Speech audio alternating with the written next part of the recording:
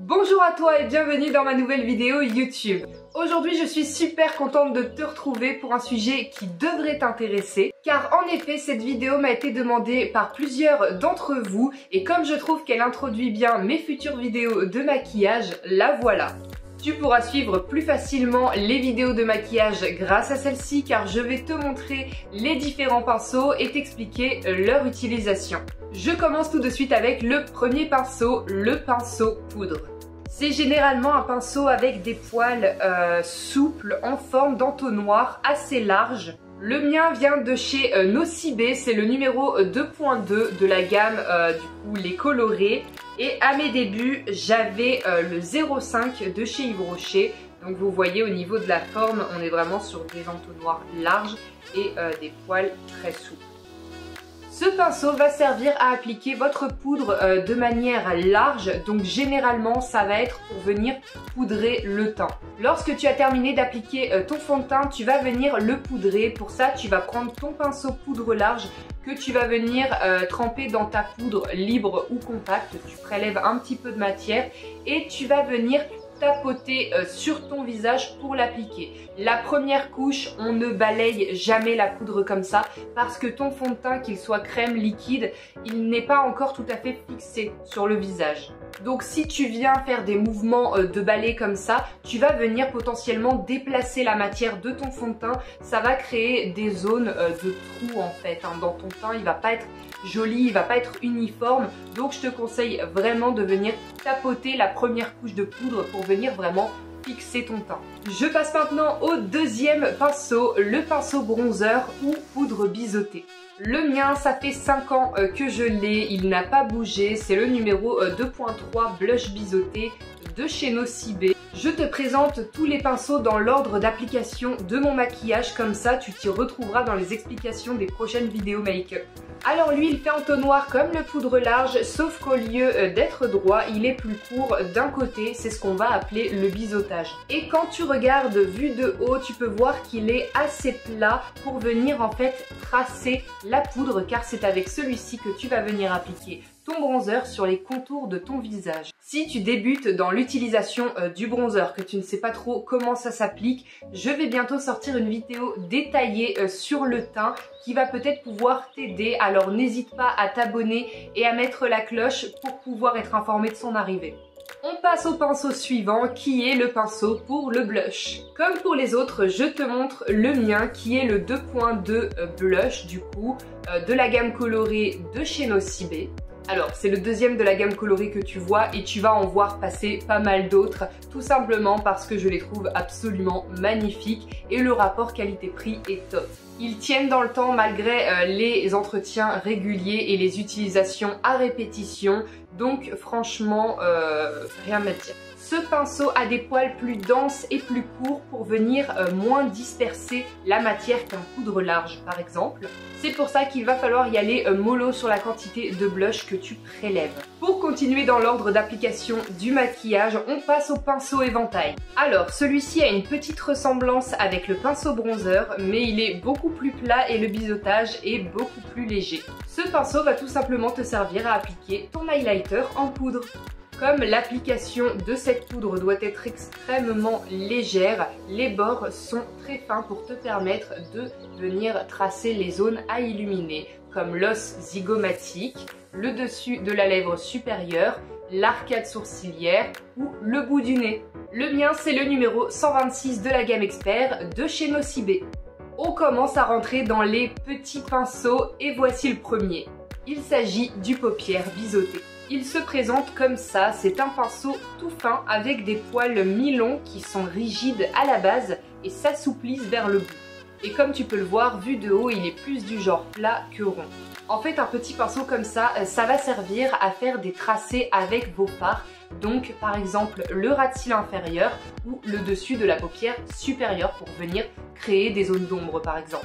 Donc celui que j'utilise c'est le 3.2, encore et toujours de la gamme colorée de chez Nocibé. Toujours pour les paupières, on passe aux paupières précision. Vu de haut, il est de forme plutôt ronde et il a les poils très courts et rigides, ce qui permet d'appliquer les fards sans trop les estomper, car ils conservent toute leur pigmentation. Celui-ci, tu vas t'en servir pour faire le reste de ta paupière que tu n'auras pas pu faire avec le pinceau biseauté en général. Vu qu'il n'estompe pas ou peu et qu'il garde la pigmentation des couleurs, c'est pratique pour les fards pailletés ou très colorés. Donc le mien, c'est le 3.1 encore de la gamme colorée de chez Nocibé. Courage, on arrive presque au bout et on passe au pinceau pour les sourcils. Un côté biseauté extrêmement plat avec des poils très rigides pour tracer tes sourcils en poil à poil avec des produits en texture crème par exemple. Et un côté avec une brosse pour venir parfaire tes sourcils et les coiffer. Donc celui-là c'est le numéro 3.5, même gamme, même marque, on s'en doute. Le suivant, j'aurais pu te le présenter en début de vidéo, mais il fait partie des petits pinceaux malgré qu'il soit utilisé en début avec le teint. Donc je ne savais pas trop où le placer, le voilà. Il s'agit du pinceau correcteur. Alors lui, il a des longs poils pour un petit pinceau. Par contre, ses poils sont hyper rigides, presque indéplaçables. Plus les poils sont compacts comme ça, plus la matière se dépose sans s'estomper, plus la couvrance va être bonne. C'est exactement ce qu'il nous faut pour un correcteur. Donc celui-là, c'est le 1.2, toujours de la gamme Les Colorés de la marque Nocibé. Et on finit en beauté avec le dernier, il s'agit du pinceau à lèvres. Celui-ci a des poils mi-longs et extrêmement rigides. Il permet tout simplement d'appliquer le rouge à lèvres de manière extrêmement uniforme et de faire les contours avec précision. Il a toute son utilité dans ta trousse à maquillage si tu as l'habitude de porter des rouges à lèvres très couvrants et ou très foncés. Le mien c'est le numéro 300, donc toujours la même gamme, la même marque, mais il est vraiment sans sas, celui-là je l'adore. Je termine cette vidéo en te montrant ces deux pinceaux que je n'utilise plus du tout mais que tu peux vouloir utiliser. Il y a tout d'abord le pinceau pour fond de teint liquide ou crème. Il se présente comme ça, il est très plat et biseauté des deux côtés pour obtenir cette forme ovale qui va pouvoir aller plus ou moins dans tous les coins de ton visage. Moi pour le teint maintenant j'utilise une éponge, ça fait des années que je suis passée à l'éponge et je trouve ça beaucoup mieux, beaucoup plus pratique, plus polyvalent. Celui-ci je l'ai vraiment utilisé au tout début quand j'ai commencé à me maquiller. Maintenant il est parfaitement nettoyé et il me sert à appliquer mes masques parce que pour le fond de teint j'aime vraiment plus.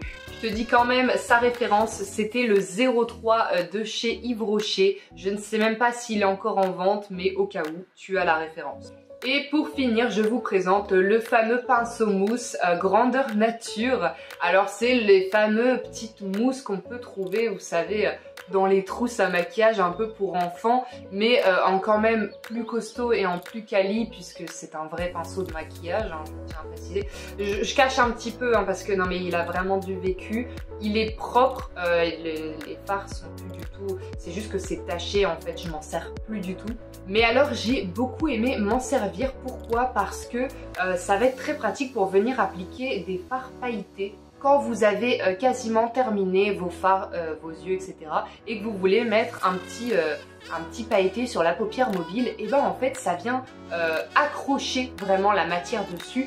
Vous venez prélever la matière en faisant un ou deux petits ronds comme ça et vous venez tapoter pour l'appliquer et ça évite, contrairement à un pinceau c'est moins volatile, ça évite de vous retrouver avec plein de paillettes sur les joues. Donc j'avoue que niveau utilité je le trouve encore top. Je suis désolée, le mien n'a pas de référence mais je l'avais acheté chez Yves Rocher il y a maintenant 6 ans. Voilà, j'espère t'avoir éclairé sur l'utilisation de certains pinceaux ou de t'avoir tout simplement rappelé certaines bases. C'est la fin de cette vidéo, n'hésite pas à mettre un pouce vers le haut si elle t'a plu. N'hésite pas à partager dans les commentaires lesquels de ces pinceaux tu utilises. Et je t'invite évidemment si tu le souhaites à t'abonner à ma chaîne si les conseils skincare et make-up t'intéressent. En attendant la prochaine vidéo, je te fais plein de bisous et n'oublie pas que tu es la personne la plus belle de ta vie.